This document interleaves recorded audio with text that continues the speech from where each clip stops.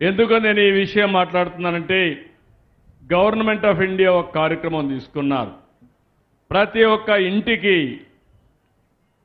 Water tap ఇవ్వాలని, తద్వారా రాష్ట్రంలో ప్రతి ఒక్కరికి కూడా సురక్షితమైన మంచినీళ్లు తాగడానికి ఇవ్వాలని కేంద్రం ఒక కార్యక్రమం తీసుకుంటే అది కూడా వాడుకోలేదు.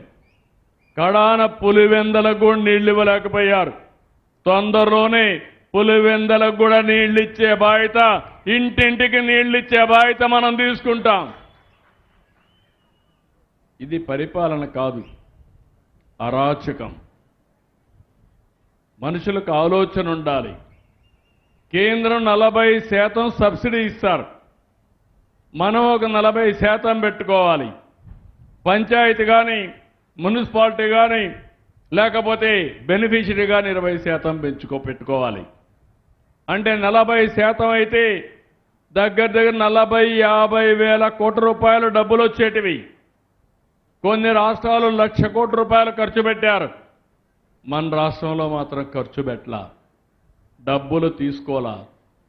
ఈరోజు అవన్నీ కూడా చూస్తే ఒకసారి వాళ్ళు చెప్పింది శాశ్వతంగా మంచినీటి సౌకర్యం ఇవ్వాలని, ఊర్లో బోరేసి కాదు. ఈరోజు ఈ జిల్లా ఉంది, గండికోటని తీసుకొస్తే శాశ్వతంగా నీళ్లుంటాయి. వెలుగొల్లు నుంచి నీళ్లు తీసుకుంటే శాశ్వతంగా ఉంటాయి.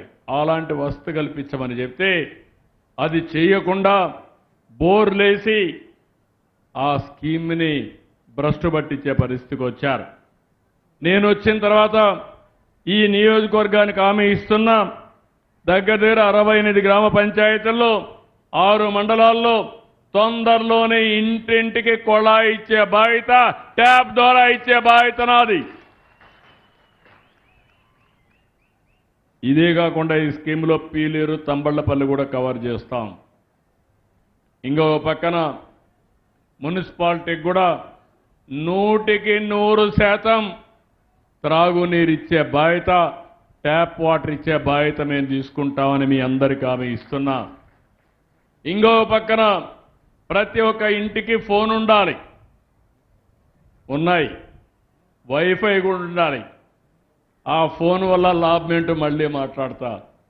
మీ ఇంట్లో అందరిలో కూడా ఫోన్ ఉండాలి, వైఫై ఉండాలి. మీరు ఏ పని కావాలన్నా ఇంట్లో చేసుకోవాలి తప్ప ఎక్కడికి పోయే పని లేకుండా చేస్తాను. ఇంకో పక్క మీ గ్రామాలు, మీ టౌన్స్ అన్ని కూడా పరిశుభ్రంగా ఉండాలి. సిమెంట్ రోడ్లు వేసుకోవాలి, డ్రైనేజ్ వ్యవస్థ ఉండాలి, మురుగునీరంతా కూడా ట్రీట్ చేయాలి, వీధి దీపాలు బాగుండాలి. అవి కూడా నాశనం చేసి ఇప్పుడు అన్ని కూడా రిపేర్లు చేసే పరిస్థితికి వచ్చాం. ఇంకో పక్క మీరు వాడిన వస్తువులు కానీ, మీరు ఏదైతే గార్బేజ్ కానీ, చెత్త ఇవన్నీ వస్తూ ఉంటాయి. దానికి కూడా ఆలోచిస్తున్నాను. ఎక్కడికక్కడ ఇప్పుడు నేను అవన్నీ కూడా సమాచారం తెప్పిస్తున్నాను. గార్బేజ్ నుంచి కాంపోస్ట్ తయారు చేయడం, మళ్ళా పొలాలకు వాడడం. మీ ఇంట్లో వచ్చే గార్బేజ్ని మీ ఇంట్లోనే కాంపోస్ట్గా తయారు చేసి మీ కూరగాయలు పండించుకోవడం, కిచెన్ గార్డెన్ పెట్టుకోవడం, ఇలాంటి కార్యక్రమాలు చేస్తున్నాం.